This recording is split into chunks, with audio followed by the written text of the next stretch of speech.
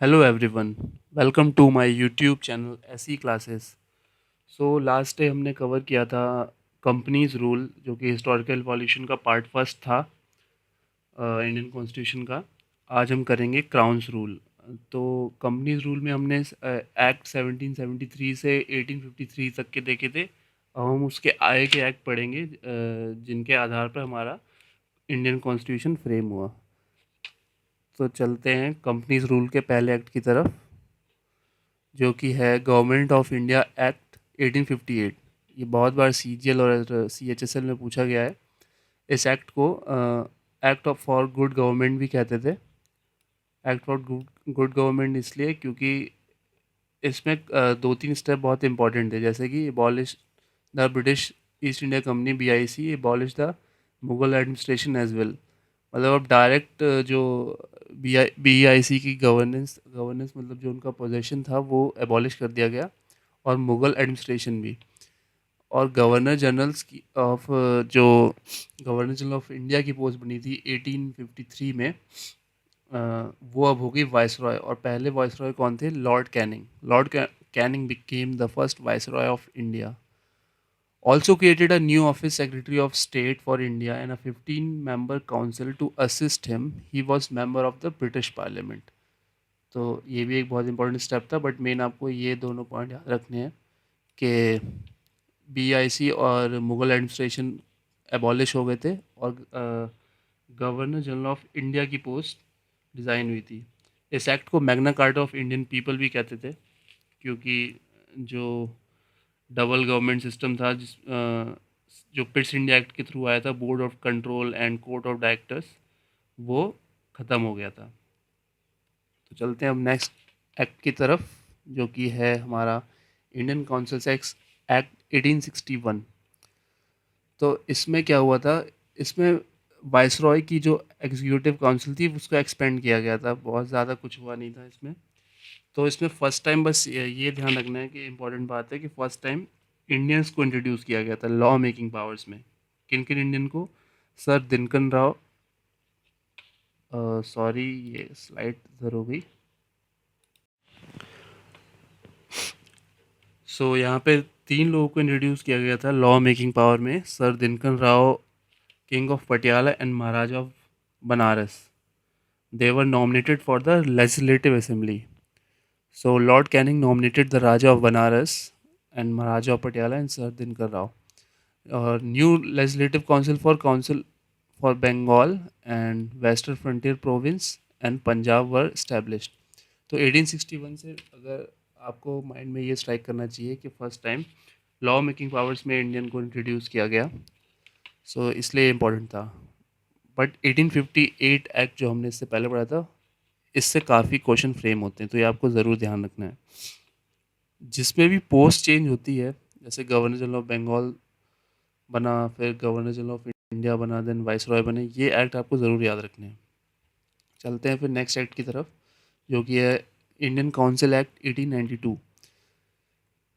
इसमें मेन बात ये ध्यान रखनी है कि power of discussing the budget was given to the legislative council in then India. अब लेजिस्लेटिव काउंसिल में 1861 एक्ट में इंडियन को इंट्रोड्यूस किया गया, प्रोविंसेस को। तो अब उनको बजट डिस्कस करने की पावर इस एक्ट के थ्रू दी गई, इंडियन काउंसिल एक्ट 1892 के थ्रू। और इसमें एक और भी चीज़ थी कि इनडायरेक्ट इलेक्शन इंट्रोड्यूस किए गए थे। तो expanded the councils and some members could be nominated to the both central as well as provincial legislative council. अब नेक्स्ट एक्ट की तरफ चलते हैं। इस एक्ट के बारे में बस यही इंपॉर्टेंट बात थी, इसलिए इसको मैंने ज़्यादा डिस्कस नहीं किया कि इसमें बजट डिस्कस करने की पावर दी गई इंडियंस को। बस 1892 से इतना ही याद रखना है आपको सीजीएल के लिए। अब चलते हैं 1909। इसके बारे में आप लोग ने अगर प्रिपरेशन कर रहे होगे तो काफ़ी बार पढ़ा होगा इसको। मॉर्ले मिंटो रिफॉर्म भी कहते हैं। इंडियन कॉन्सुलेट हिस्ट्री और पॉलिटी दोनों में इसको पढ़ा होगा। The number of members in the central legislative council was increase from 16 to 60। ये इतना नहीं पूछा जाता, बट मॉर्ले मिंटो रिफॉर्म से ही याद रखना है कि सेपरेट इलेक्टोरेट, जो मैंने लास्ट लाइन में लिखा है, the communal electorate was introduced. Muslims were given separate representation to elect their representatives. Hence, Minto is also referred as father of communal electorate. तो वही इनका एक ही मोटो रहता था, अगर कहीं पे इनकी पावर कम हो रही होती थी तो अंग्रेज़ यही करते थे ब्रिटिशर्स के, डिवाइड एंड रूल। अब यहाँ पे इन्होंने क्या किया कि सेपरेट इलेक्टोरेट कर दिया मुस्लिम्स और इंडियंस के।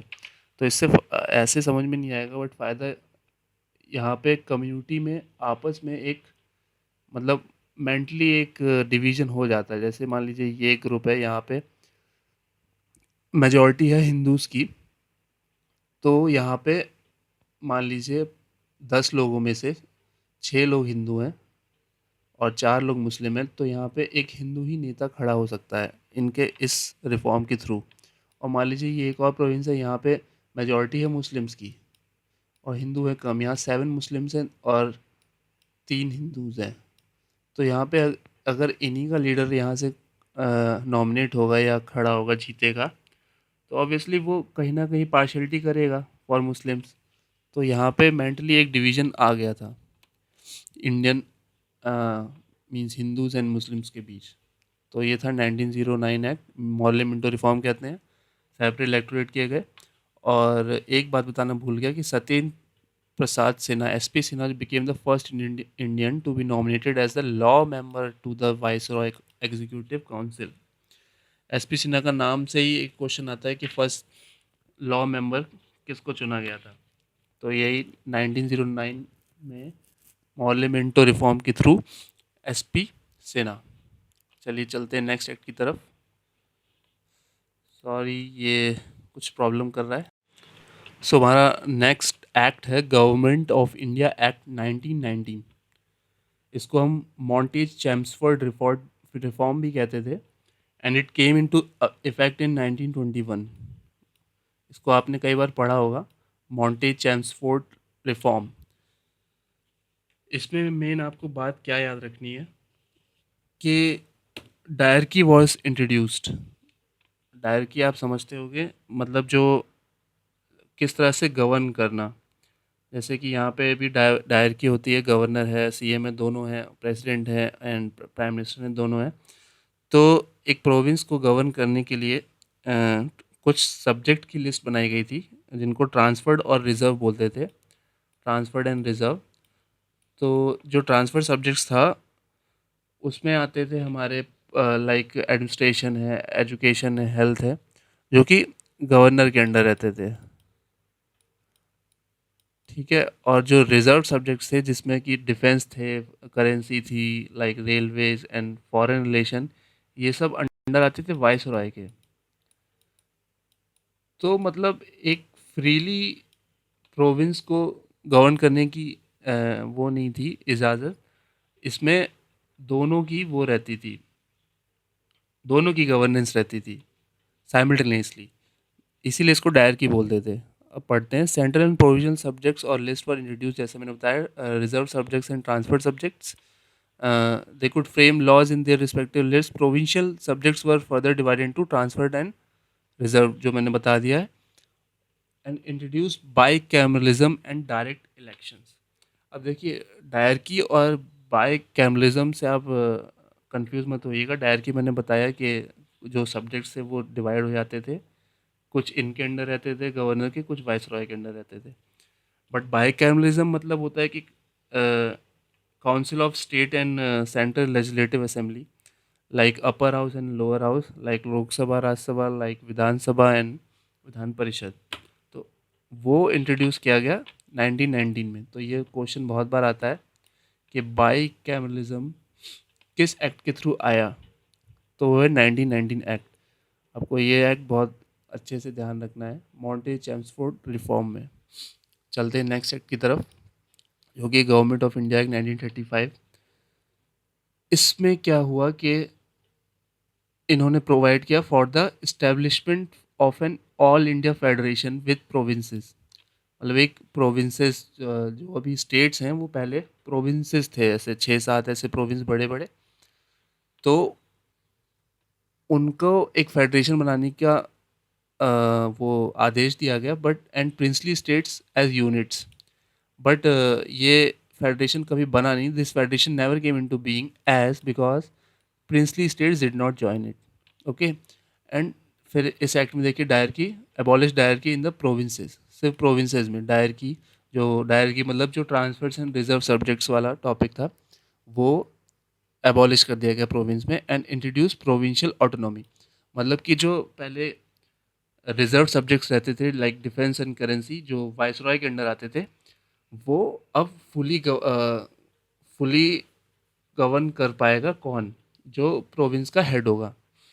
तो उनको एक प्रोविंशियल ऑटोनॉमी मिल गई, but in centre it introduced a dyarchy, मतलब वो जो सब्जेक्ट्स वाला पार्ट था रिजर्व एंड ट्रांसफर्ड वो अब सेंटर में आ गया। However they never came into being. तो डायरकी और बाई कैमरलिज्म में आप कंफ्यूज मत होइएगा। And introduce bicameralism in provinces as well, extend the separate electorate to depress class. अब डिप्रेस क्लास कौन से होते थे? डिप्रेस क्लास होते थे हमारे SC, Sikhs, Christians, Muslims, Parsis, ये सब, इनके लिए सेपरेट इलेक्टोरेट्स बनाए गए। और आरबीआई का आपको पता ही है कि 1935 एक्ट से बना था एंड अ फेडरल कोर्ट। तो आरबीआई और फेडरल कोर्ट भी आपको याद रखना है 1935 गवर्नमेंट ऑफ इंडिया एक्ट से बने थे। तो आपको ये पॉइंट, बाई कैमरलिज्म इंट्रोड्यूस हुआ प्रोविंस में और वहाँ से डायरकी ख़त्म की कर दी गई। तो गवर्नमेंट ऑफ इंडिया एक्ट 35 से आपको मेन यही याद रहना चाहिए कि प्रोविंशियल ऑटोनॉमी मिल गई और बाई कैमरलिज्म आ गया कहाँ पे? प्रोविंस में, और सेंटर में आ गई डायरकी, मतलब एक्सचेंज हो गया। बाई कैमरलिज्म मैं समझा चुका हूँ लास्ट स्लाइड में, वही Lok Sabha Rajya Sabha as well as, तो ये हमारा प्रोविंस में भी आ गया, मतलब विधानसभा and Vidhan Parishad, legislative council and legislative assembly. अब चलते हैं नेक्स्ट एक्ट की तरफ, इंडियन इंडिपेंडेंस एक्ट। तो जैसे कि ये हमारा 1947 में हमको इंडिपेंडेंस मिल गई थी ब्रिटिशर से, तो ये हमारा लास्ट एक्ट है। तो इस एक्ट में क्या हुआ आप जानते ही होंगे। जो हमारा पार्टीशन हुआ वो किस प्लान की वजह से हुआ, किस प्लान का रिजल्ट था, वो था माउंटबेटन प्लान। इसको पार्टीशन प्लान भी बोलते हैं, बट ज़्यादातर माउंटबेटन प्लान से ही हर बुक में लिखा है। Was to given effect a partition of the country and at least declaration to provide, at least उस समय यहाँ के वहाँ के पीएम थे, to provide independence to nation, created to independent dominance of India and Pakistan, ended British rule and authorized two independent nations, जो आपको पता है India and Pakistan, to frame their respective constitutions. So ये हमारे क्राउन्स रूल के सारे act थे। तो ये आपको ध्यान रखना है, यहाँ पे हमारा पार्ट सेकंड ख़त्म होता है। तो एक बार आइए रिवाइज कर लेते हैं। आपको गवर्नमेंट ऑफ इंडिया एक्ट 35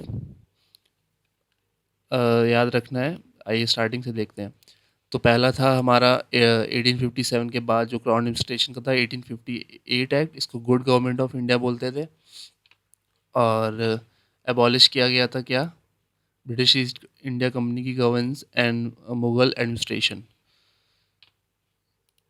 उसके बाद आया 1861 एक्ट, इसमें प्रोविंशियल मतलब इंडियंस को इंक्लूड किया गया लॉ मेकिंग में। और 1861 में made provision for him to nominate some Indians as non official members, but ये नॉन ऑफिशियल थे।